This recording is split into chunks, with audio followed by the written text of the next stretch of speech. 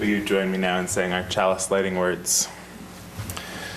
We gather this hour as people of faith, with joys and sorrows, gifts and needs. We let this beacon of hope sign of our quest for truth and meaning in celebration of the life we share together.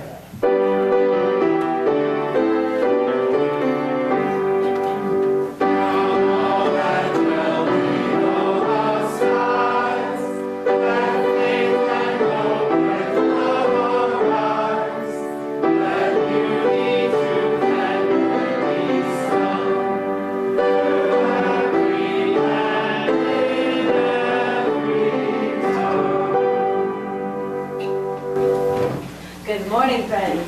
Good morning. It is so good to see you all this morning. And I would like to share a little story with you that my mother recently shared with me. It's a story of a little bird that lived in a large and beautiful forest, and a forest that one day caught fire. And our bird, realizing she had wings, started to fly away, but hearing all of her fellow creatures in the forest who could not fly away, she flew instead to the river. To the river she flew, and she dipped her wings in the water, and she flew over the flames, sending those droplets of water down below. Her wings were so small, those drops were so tiny, those flames were so large. So she went back again and again. She became tired, she became sore, she became singed, but she continued to go back to the river. And as they sometimes do, the gods were looking down. And these gods looking down were laughing to themselves and just very concerned as well about our little friend who actually thought that she could approach this monumental task. And one decided to join her as an eagle to try to dissuade her from this sure death sentence. So he joined her and said, "Friend, have you noticed how large this forest fire is and how small you are? Before you die as well, save yourself, please." And she said, "Thank you for joining me. Look at those wings. Your wings are so large. Your wings are so beautiful. I don't need your advice, but I do need your help." And our eagle god was so inspired to help her that he did instead. And as you know, when 1 becomes 2 and 2, 4 and 4, 16, the universe expands. And so do the possibilities of the world. And soon an entire community came together and with their collective droplets put out this conflagration. And I love this story because I like birds and I like stories. I like my mother a lot too. But it very deeply reminds me of why I love to come and be with you all in this place.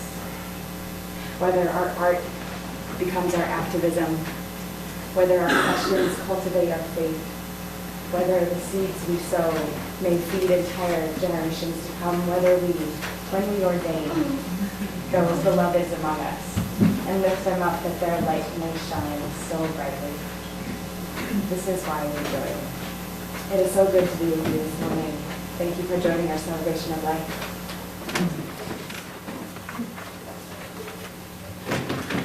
Good morning. We are happy to be with you today as our last look at tradition. I'd like to start out today with a reading by Mary Oliver. Her poem is called The Journey. One day you finally knew what you had to do and began, though the voices around you kept shouting their bad advice. Though the whole house began to tremble, and you felt the old tug at your ankles. Mend my life, each voice cried, but you didn't stop. You knew what you had to do. Though the wind pried with its stiff fingers at the very foundations, though their melancholy was terrible. It was already late enough, and a wild night, and the road full of fallen branches and stones, but little by little, As you left their voices behind, the stars began to burn through those sheets of clouds, and there was a new voice. A new voice that slowly you recognized as your own, that kept you company as you strode deeper and deeper into the world. Determined to do the only thing you could do. Determined to save the only life you could save.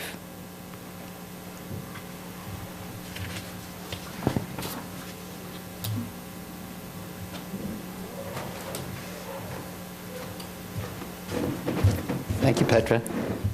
I love that poem.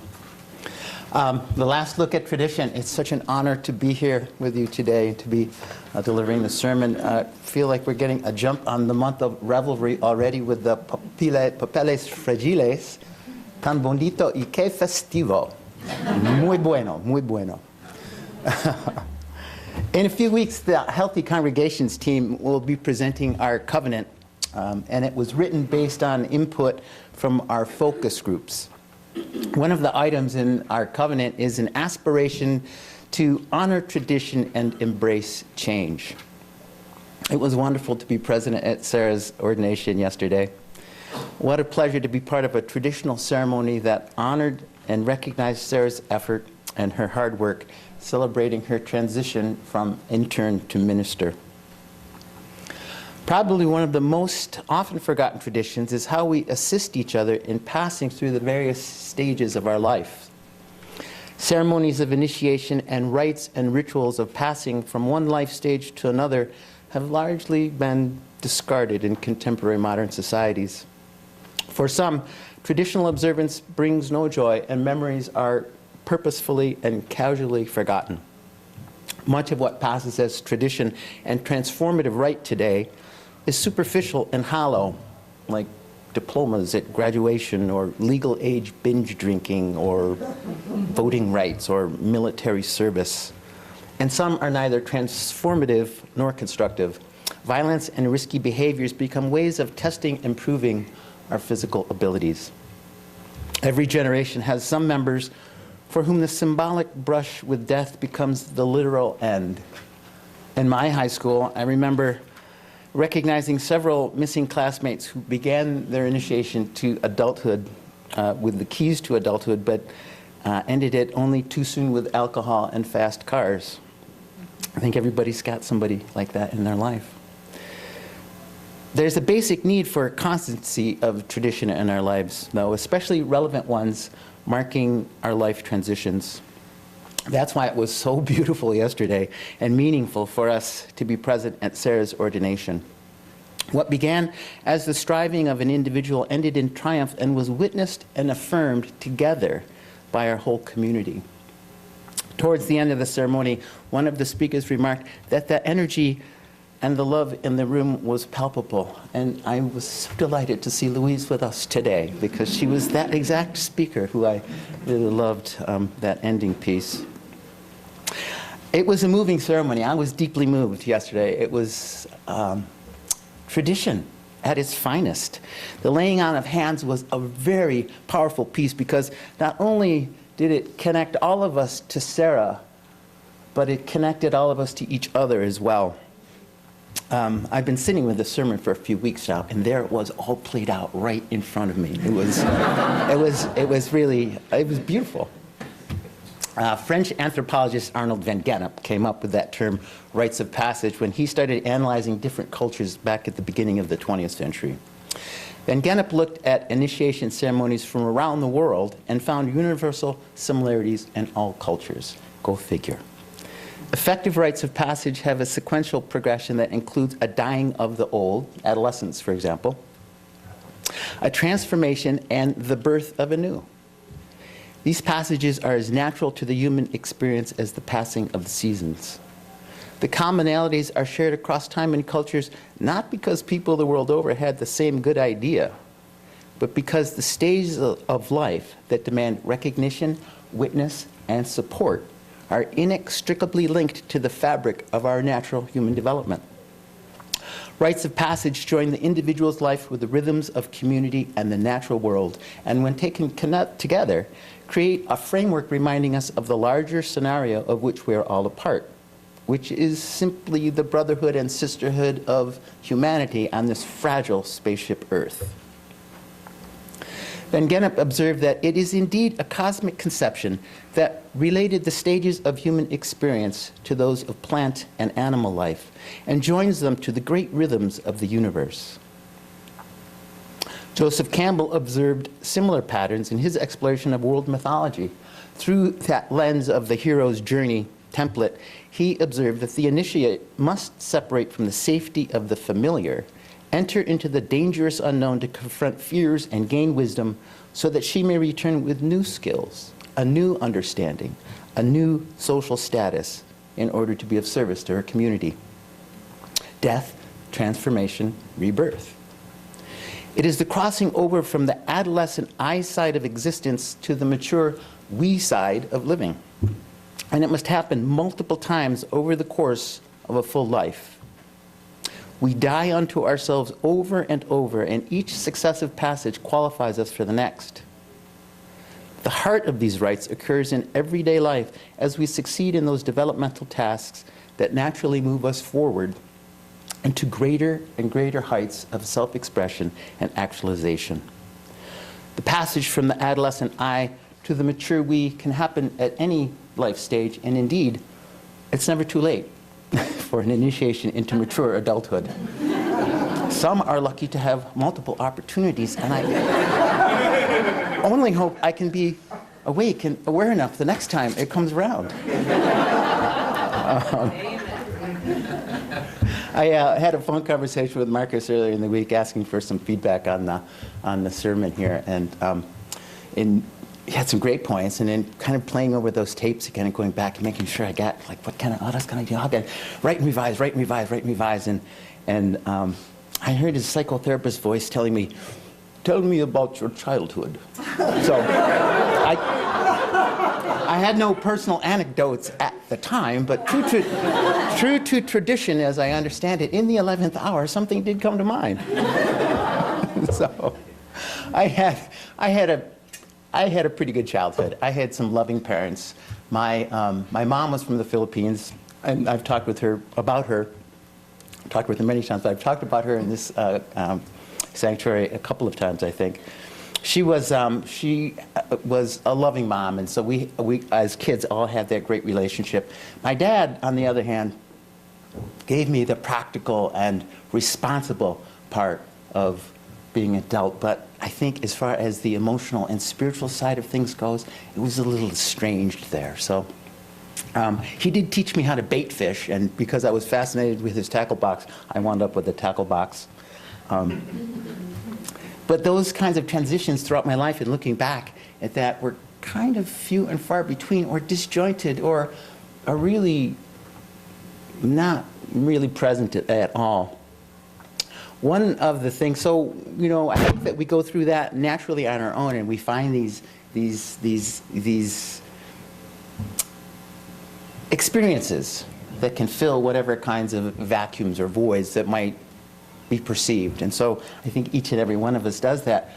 For me, one of the things that I've always been interested in was oratory. I think it came from my fascination with Native Americans and what I had read through historical presentations of Native oratory, which I thought was so eloquent and graceful, the way that was put together and delivered. So early on, I realized that the fear of public speaking was totally out of the picture. You just get over it. Just get over it. And so I've always been Native oratory, Native American oratory, or just good public speaking was something that I was always fascinated in, which is also why I'm so grateful to be part of the UU community, because there are some really good sermons that people put together. And that's a powerful piece for me as well. So part of that rite of passage for me was being accepted back into a community that would recognize that for me. So thank you all for that. So if healthy congregations are a recognition of the portal through which an initiate passes to gain a sense of identity, purpose, connection to community, and an understanding of their place in the larger web of all life. What happens to a person who is deprived of chances to transition effectively? And by extension, what happens to a culture that loses the ability to transform and evolve through the growth and maturity of the people within it? Again, Van Gennep states that physiological puberty and social puberty are essentially different and only rarely converge. In those cultures that have the highest expression of ceremonial recognition and rites of passage, the communities are small scale, with working morals and a high regard for the whole spectrum of societal roles. That is where the full psycho-spiritual range of human development is celebrated from infant to elder and beyond, in harmony with the community and the natural cycles of the earth. In more developed and complex societies, such as we have, effective rites of passage are virtually absent. Modern societies often have a greater need to control and manipulate, among other things, their environment for its resources, often with disastrous consequences. Somewhere along the path to modernization, the harmonious relationship to natural cycles, both the planets and individuals, was rejected and forgotten. Success and well-being is measured today by the amount of personal material gain. Self-actualizing people with strong community relations and a personal connection to the natural world are less and less identifiable in ecologically unbalanced modern industrial societies. When effective methods of transitioning through life are unavailable, youth and adults alike are left at a great loss, becoming disoriented and confused about healthy relationships with others and the larger world around them. Western society's failure to recognize and validate the terms of an individual's transformation and initiation experience shortchanges the individual and the community from receiving the full and healthy blessing of that passage. The growth of the individual must be upheld by the community, and the community's transformation is renewed and completed by the successful passage of its members. Both are required for either to be valid. With only a partial understanding of the meaning of being human and of ways to belong to the larger human family, all of today's traditional societal roles are filled with people in a state of arrested development, incomplete adults who never fully transitioned from adolescence, both in and out of Congress, I will mind. The result is a self-perpetuating, developmentally incomplete culture that is stuck because its members lack accessible models to move forward.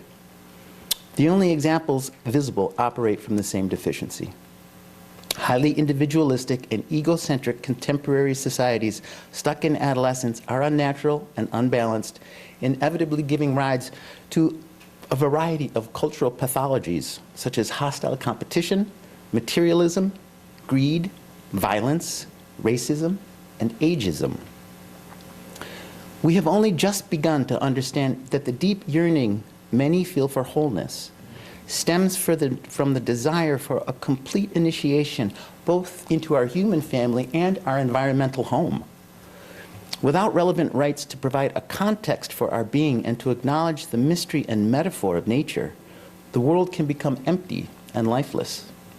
And efforts to fill that emptiness from the outside show up in a sensory-numbing, consumptive culture ranging from louder games and bigger toys to self-help workshops and self-medication to an industry focused on maintaining a youthfulness that many have no way of moving beyond. The struggles of the initiatory process are supplanted with nervous breakdowns, chronic health issues, midlife crises, addictions, military indoctrination, and neighborhood gang violence. It's kind of almost post-apocalyptic already. But the human race is extremely flexible. We are an adaptive, creative, and versatile people. Self-actualizing people with a strong sense of place and personal connection do exist within contemporary societies, and many are solving problems and making a difference in their communities now. One of the things about my gregarious networking lifestyle that I particularly enjoy is that I get to meet a lot of these inspiring people in person. My involvement with We Are Seneca Lake has brought me into contact with some amazing people. And I'm so happy to have met Dr. Susan Spencer, who's a not-for-profit rock spot in Rochester, is transforming the city of Rochester into a solar hub. And Neely Kelly, who just hired a new organizer for Mothers Out Front, who is, their organization is trying to raise awareness about the gas bomb trains that go through Rochester every day. So there are lots and lots and lots of people who are out there making it work. It's clear, however, that after generations of spiraling through an intimate and circuitous evolutionary dance, that humankind is largely on the brink of unraveling. To keep on our current path looks bleak indeed, because how does a society as vast and multifaceted as ours shift or arrest its momentum? How do we do that now in the 11th hour? There is a clarion call for responsibility and a driving imperative for the human species to wake up. We are on the precipice of an imminently important moment of modern initiation as one chaotic era ends, and we transition just as chaotically into the birth of the as yet unknown. Not only do we need the wisdom of adult maturity and behavior, but the awakening of the heart as well. And indeed, Judith, in her book, Waking the Global Heart, says that we are the first races of creatures with the capacity to influence the direction of evolution and the future of life on this planet. She adds that our power to affect life on Earth is dangerously more developed than our emotional and spiritual maturity. Thomas Berry is a little bit more to the point when he says, "We now, in large measure, determine the Earth process that once determined us." During our spiraling evolutionary dance, we created a collective crisis, and we are now at a dynamic point in the music, rich with possibility and ripe with opportunity. Our collective crisis is also our collective challenge, which at the same time is both intellectually simple and yet culturally complex. On the one hand, we must simply accept responsibility for the past and where we are now. Our survival does not depend on today's collective heroic feats. It depends on each one of us taking that single step to look deep within ourselves and ask, what would a fulfilled adult expression of myself do for the world and for future generations to come? And then begin. We must begin with the ground solidly beneath our feet, reestablishing our connection to the natural world, no matter how long it has gone untended. Reorienting our lives into a more harmonious relationship with the cycles of the planet can make possible the reemergence of natural rites of passage and the creation of new ones that hold the potential to help break us free from our collective state of arrested development. In The Power of Myth, Joseph Campbell says that the only myth worth talking about in the immediate future is the one that is talking about the planet. Not the city, not these people, but the planet and everybody on it. And it will have to deal with, and what it will have to deal with will be exactly what all myths have dealt with: the maturation of the individual from dependency through adulthood, through maturity, and then to the exit, and then how to relate to this society and how to relate this society to the world of nature and the cosmos. That's what the myths have all talked about, and what this one's got to talk about. But the society that it's got to talk about is the society of the planet. And until that gets going, you don't have anything. The complexity of our challenge lies in the fact that after centuries of cultural conditioning and disconnection, we find ourselves up against the wall with little time, few tools or models, and neither elders to guide us nor communities to hold us, unless you can find a Unitarian Universalist one, and then you're probably in pretty good shape.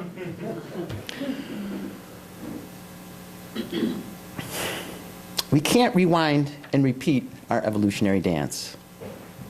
In a way, I see the work that the Healthy Congregations team are doing as a way to involve our worship community in a collective passage to maturity. By adopting a covenant of right relations, our community affirms the we part of living into our best selves. The task is for us to move forward with all that we are becoming and all that we are, to discard that which is no longer relevant while holding on to the truth of our past, all our stories, our wounds, our gifts, that which sustains us and keeps us whole, and that which helps us to never forget. In the words of Mary Oliver, today is the day you finally knew what you had to do. It is already late enough and a wild night, because tomorrow starts revelry. May it be so.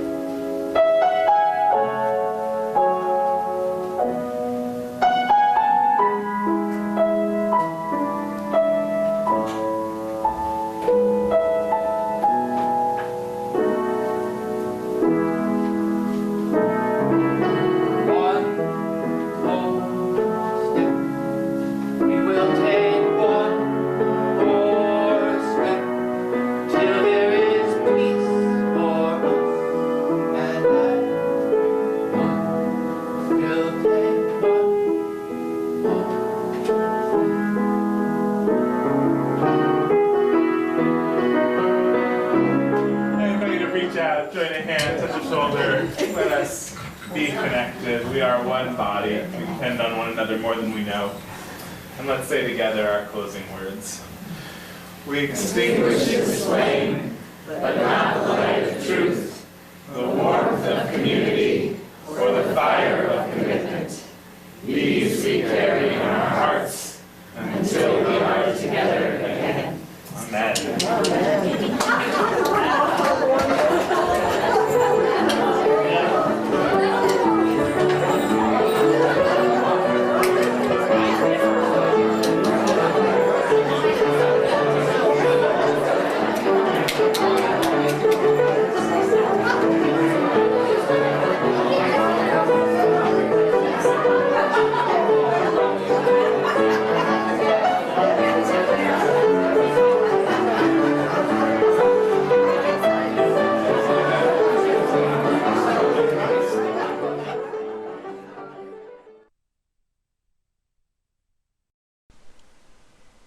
Join us for worship every Sunday at 10 a.m.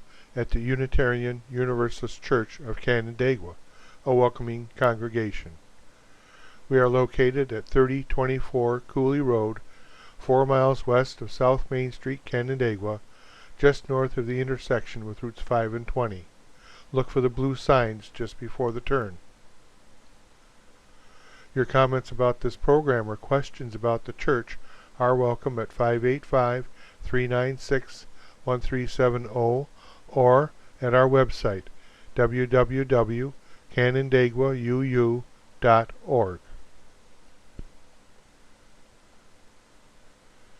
Producer and editor, Daniel Brigham.